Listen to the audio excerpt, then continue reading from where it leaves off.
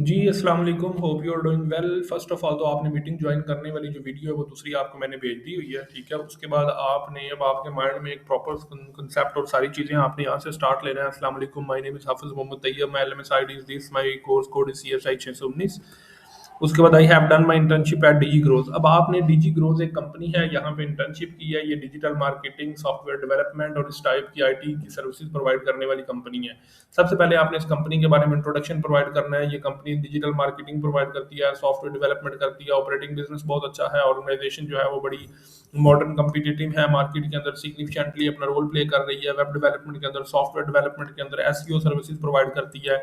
मजीद ये इस कंपनी का छोटा सा जो है वो ऑर्गेनाइजेशन हायरार्की चार्ट है, ये सारी चीज़ें वो प्रोवाइड करती है, ये सारे काम वो करती है। इसके अंदर कुछ ये डिपार्टमेंट्स वगैरह अवेलेबल है, ठीक है? ये इसकी सारी प्रोडक्ट एंड सर्विसेज मेंशन की हुई है, ये आपने वन बाय वन रीड कर देनी है, ठीक है? उसके बाद आपके पास कंपटीटर्स आ जाते हैं, अदर कौन सी कंपनीज है जो यही सर्विसेज कंबाइन करती है इसके मुकाबले की जो कंपनी है, ठीक है? उसके बाद इंपॉर्टेंट चीज़ जो है ट्रेनिंग प्रोग्राम, कि आपने उस ऑर्गेनाइजेशन के अंदर काम करते हुए कौन कौन से काम किए, क्या आपको सीखने को मिला, क्या आपकी ट्रेनिंग हुई। तो सॉफ्टवेयर डेवलपमेंट डिपार्टमेंट, ये डिपार्टमेंट के अंदर आपने काम किया, यहाँ पे आपने देखा कि वर्क एंड सॉफ्टवेयर डेवलपमेंट किस तरह से होती है, सीनियर्स के साथ उनकी टीम के अंडर फ्रंट एंड के डिफरेंट टास्क आपको देखने को मिले, करने को मिले, बैक एंड के आपको डिफरेंट प्रोग्रामिंग लैंग्वेजेस, ये सारी चीज़ें आपने पढ़ लेनी है। ये वो काम है जिसमें आप डायरेक्टली और इनडायरेक्टली डिफरेंट तरीकों से इन्वॉल्व थे, ठीक है? ज़रूरी नहीं है कि ये सारे काम आपने किए हैं। ये काम सीनियर्स कर रहे थे, आपको सीखने का मौका मिला, देखने का मौका मिला, आप उसके अंदर किसी न किसी वे में इन्वॉल्व थे। इस वे में आपने इन चीज़ों को एक्सप्लेन करना है, ठीक है?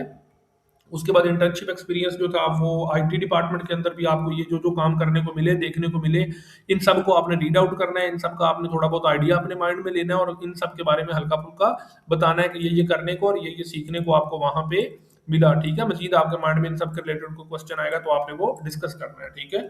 उसके बाद क्रिटिकल एनालिसिस है जी, ओवरऑल ऑर्गेनाइजेशन का एनालिसिस करना है जी, ऑर्गेनाइजेशन इस तरह का काम करती है, उस तरह का काम करती है, ये उस ऑर्गेनाइजेशन की अच्छी हैं, ये बुरी बातें हैं, ठीक है? इस तरह करके ओवरऑल आपने कंक्लूजन बना देना। डीजी ग्रोथ बड़ी अच्छी कंपनी है, बहुत अच्छा परफॉर्म करती है, मुझे यहाँ पे कुछ बहुत कुछ सीखने को मिला। ओवरऑल ये प्रैक्टिकली बहुत डेवलप कंपनी है, इस तरह करके आपने इसके बारे में थोड़ी सी स्टोरी सुना देनी है, ठीक है? उसके बाद रिकमेंडेशंस वो चीज़ें हैं जो आपने कंपनी को मशवरा देना है, उनको रिकमेंड करना है कि आपको ये फलां-फलां काम ऐसे-ऐसे करके करने चाहिए, ठीक है? तो उसमें आपने बता देना कि उनको ट्रेनिंग प्रोग्राम ज़्यादा से ज़्यादा करने चाहिए, उनको टेक्निकल वर्कशॉप्स अरेंज करनी चाहिए, प्रोजेक्ट और इंटरनल प्रोसेस पे ज़्यादा फोकस, मतलब ये भी आपने इसी तरह रीड आउट कर लेने और इस तरह आपने इनको एक्सप्लेन कर देना, ठीक है? तो ये आपका वर्क और ये सारी चीज़ें आपने जो वहाँ पे की, काम आपने एक प्रैक्टिकल एक्सपीरियंस किया, उसके हवाले से आपने बता देना है। बाकी मज़ीद वहाँ पे प्रैक्टिकल एक्सपीरियंस एक्सपीरियंस के हवाले से वो आपसे कोई भी क्वेश्चन पूछते हैं, तो आपने उन चीज़ों के बारे में अपने माइंड में एक कांसेप्ट देना है, अपने आप उनका जो है वो आंसर करना है कि प्रैक्टिकली